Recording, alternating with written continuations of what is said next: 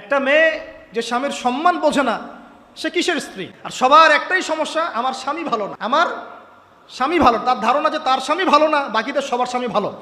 নবী সাল্লাল্লাহু আলাইহি ওয়াসাল্লামের সামনে যখন কোনো মেয়ে এভাবে র্যান্ডমলি স্বামীর নামে অপবাদ দিত, মিথ্যাচার করত বা অভিযোগ আরোপ করত, আল্লাহ নবী সাল্লাল্লাহু আলাইহি ওয়াসাল্লাম রাগ হতেন।